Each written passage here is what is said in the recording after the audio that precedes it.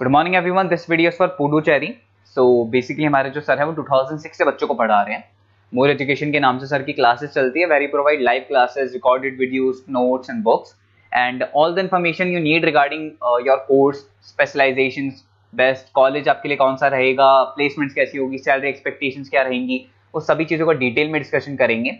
If you find this video informative then do like the video, subscribe to our channel, hit the bell icon. Thank you very much.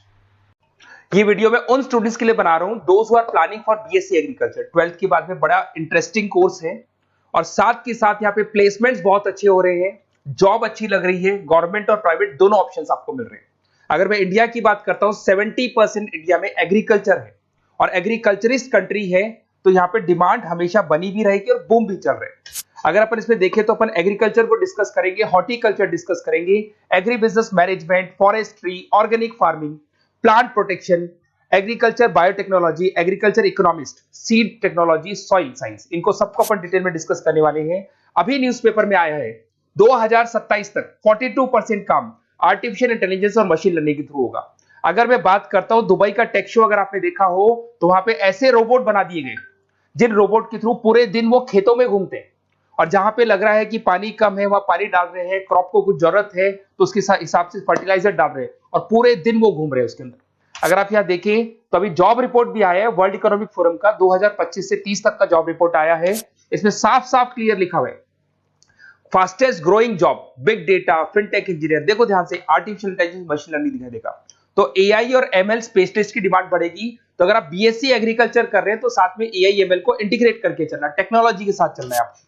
बहुत सारी jobs है जो जाने वाली है, उसके अंदर आपको दिखाई देगा post office clerk, bank teller, data entry, cashier, ticket checker. अगर मैं कैशियर टिकट चेकर की बात करूं तो कैशियर वो होता है जो पैसा डिपॉजिट करता है। आजकल आप बैंक में मशीन से पैसा डिपॉजिट करा रहे हो, विड्रॉल कर रहे हो, पासबुक आप मशीन से अपडेट कर रहे हो, तो यहाँ पे बहुत सारी जॉब जाने वाली है। मेरे बारे में थोड़ा सा बताता हूँ। 2006 से मैं पढ़ा रहा हूँ, ऑनलाइन ऑफलाइन रिकॉर्डेड तीनों मोड पे मैं क्लासेस लेता हूँ। टॉप कॉलेज है एमबीए का जहां मैं बच्चों को लेके जाता हूँ हर साल। मुंबई में पढ़ा रहा हूँ, जयपुर में पढ़ा रहा हूँ। ये जो मेरा नंबर है, आप इस पे कॉल करके बेस्ट कॉलेज के बारे में पूछ सकते हैं, कहाँ से करना चाहिए। अगर मैं कॉलेज में रहता हूँ, क्योंकि आधे टाइम में कॉलेज में रहता हूँ, अपना नेम, नंबर, सिटी, स्टेट और कहाँ से कौन सा कोर्स करना है डाल दें आप। अब आते हैं अपन स्पेशलाइजेशन पे, एक एक करके सारे स्पेशलाइजेशन देखो। सबसे पहला आपको दिखाई देगा बीएससी एग्रीकल्चर, ये कॉमन हो गया। इसमें सब कुछ पढ़ना है आपको, क्रॉप इरिगेशन पढ़ना है, सॉइल साइंस पढ़ना है, एग्री इकोनॉमिक्स पढ़ना है, तो सब कुछ इसके अंदर आपको मिलेगा। इसमें आप एग्रीकल्चर ऑफिसर बन सकते हैं, फार्म मैनेजर बन सकते हैं, रिसर्च असिस्टेंट बन सकते हैं। स्टार्टिंग जॉब ये मान के चलो 3-4 लाख से स्टार्ट होती है और फिर एक्सपीरियंस के हिसाब से वो बढ़ जाता है पैकेज आपका। इसमें आपको नाबार्ड में, एग्री, महिंद्रा एग्री में जॉब लग सकता है। अगर अपन आते हैं हॉर्टिकल्चर, तो हॉर्टिकल्चर कहीं ना कहीं फ्रूट्स एंड वेजिटेबल से रिलेटेड है। यहाँ पे सारे जितने भी फ्रूट्स एंड वेजिटेबल्स है ऑर्गेनिक, जिसके अंदर अपन कोई पेस्टिसाइड्स या कोई केमिकल्स यूज नहीं करेंगे, वो ऑर्गेनिक फार्मिंग के थ्रू करते हैं इसके अंदर। तो यहाँ पे आपके फ्लावर्स हो गए, फ्रूट्स हो गए, वेजिटेबल्स हो गए, क्वालिटी फ्रूट्स, जिसका अपन मार्केट में जब सेल करते हैं तो बहुत अच्छा अपने को उसका रेवेन्यू मिलता है। तो इसके अंदर आपको हॉर्टिकल्चरिस्ट बन सकते हैं आप, उसके बाद में नर्सरी मैनेजर बन सकते हैं। तो पैकेजेस बहुत अच्छे मिलते हैं। पतंजलि हर्बल ग्रीन के अंदर आपकी जॉब लग सकती है। अगर मैं बात करता हूँ एग्री बिजनेस मैनेजमेंट, ये कहीं ना कहीं एग्रीकल्चर और बिजनेस का लिंक करते हैं। आज अगर किसी फार्मर ने कुछ प्रोड्यूस कर लिया, उसको बेचना है, तो कहीं ना कहीं किसी बिचौलियों को या होलसेलर को बेच देते हैं। होलसेलर जाके रिटेलर को बेचता है, रिटेलर कस्टमर को बेचता है। तो यहां पर फार्मर को जो प्रॉफिट होना चाहिए बहुत लिमिटेड प्रॉफिट होता है।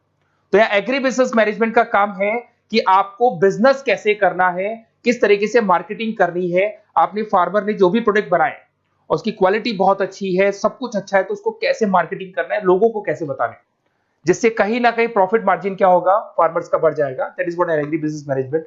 इसमें रूरल बैंकिंग ऑफिसर बन सकते हैं आप, एग्री सेल्स एग्जीक्यूटिव बन सकते हैं, एग्री बिजनेस मैनेजर बन सकते हैं। तो बहुत सारे ऑप्शन मिलेंगे। पैकेज वही 4-5 लाख से स्टार्ट होता है इसका भी।